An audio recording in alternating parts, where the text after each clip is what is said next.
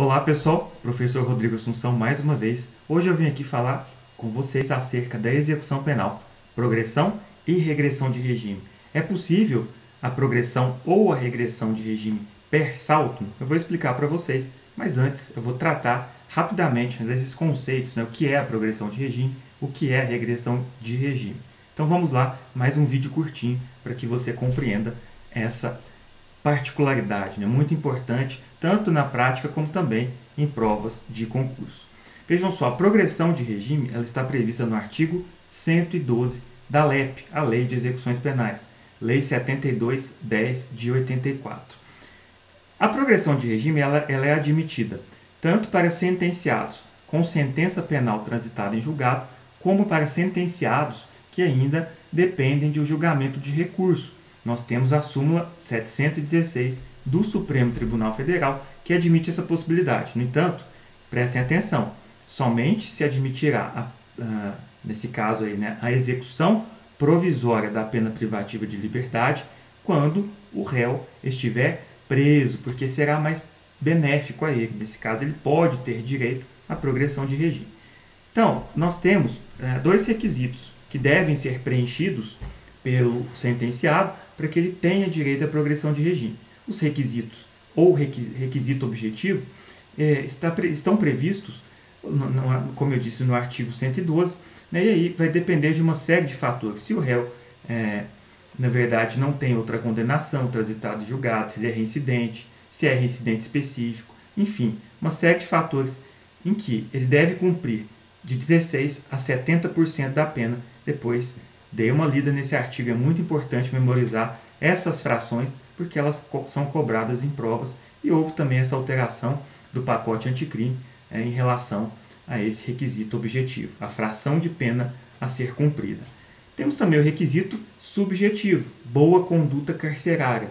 E essa boa conduta carcerária também é uma modificação do pacote anticrime. Lá no parágrafo 7º, ela vai dizer o seguinte, que o bom comportamento ele será readquirido após um ano da ocorrência do fato, ou antes, após o requisito do cumprimento, após o cumprimento do requisito temporal exigível para a obtenção do direito. Então vamos imaginar que o atestado de conduta carcerária do sentenciado tenha lá uma falta grave. Se esse sentenciado tiver praticado essa falta grave há mais de um ano, então ele será considerado aí como tendo bom comportamento carcerário para a obtenção da progressão de regime.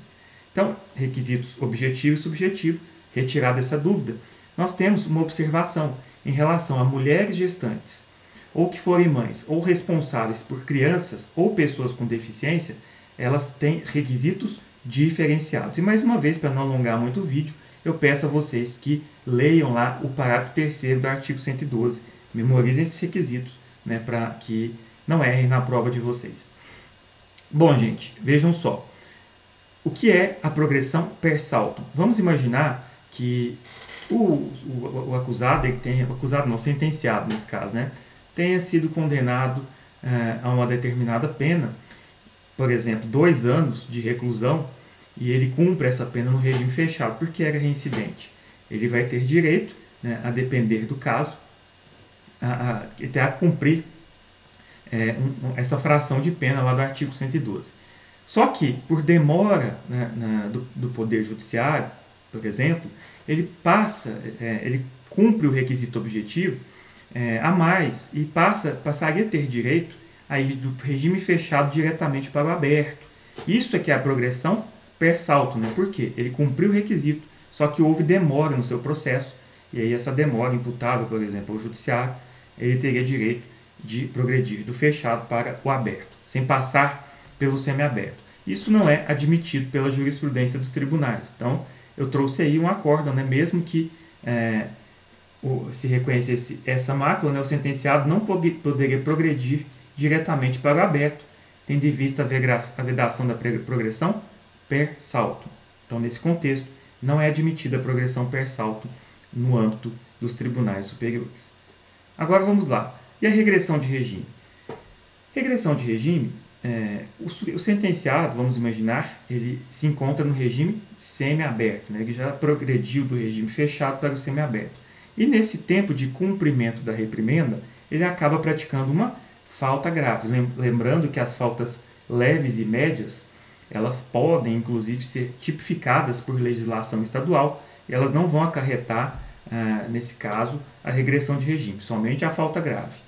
Elas têm previsão lá no artigo 50 da Lei de Execuções Penais. Então, eu trouxe aqui para vocês, comete falta grave, o condenado à pena privativa de liberdade que incitar, do 51 temos em relação às penas restritivas, né?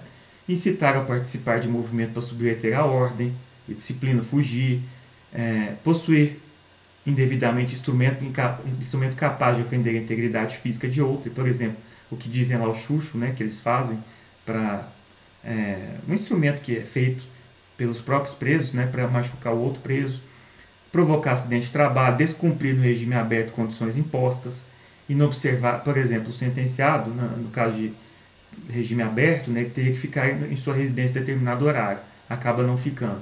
Aí se prova isso, né, e ele retorna ao semiaberto. Inobservar os deveres previstos nos incisos 2 e 5 do artigo 39.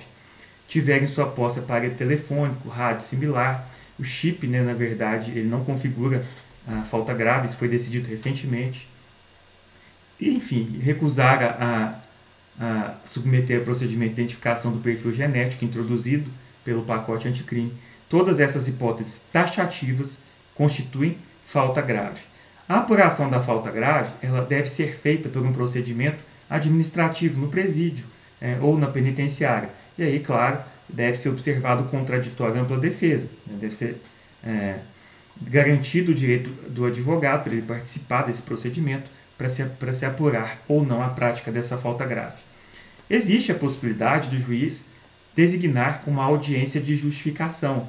Só que é pacífico também no âmbito dos tribunais superiores que essa audiência ela é desnecessária, se houver esse procedimento anterior. Se não tem o procedimento, aí tem que fazer a audiência, o juiz tem que designar a audiência para fazer a oitiva.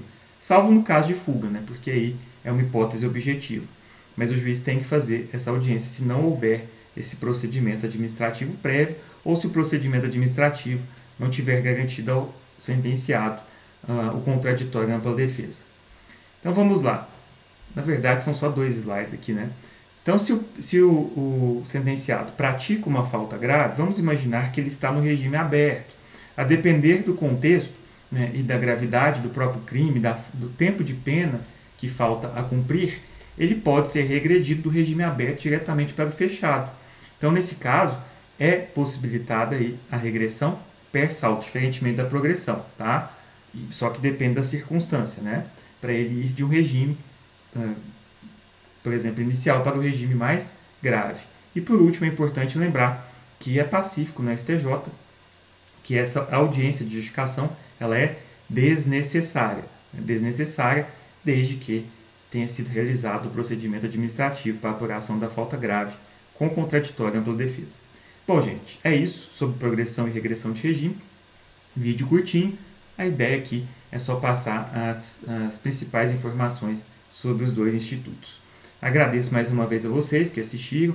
Ativem as notificações aí para garantir sempre que possam assistir os vídeos quando eles forem publicados no YouTube. Se gostaram, compartilhem com os amigos para que o canal possa crescer e mais pessoas possam ser beneficiadas aí com essas informações relevantes. Então, eu agradeço mais uma vez. Grande abraço a todos, até a próxima. Fiquem com Deus.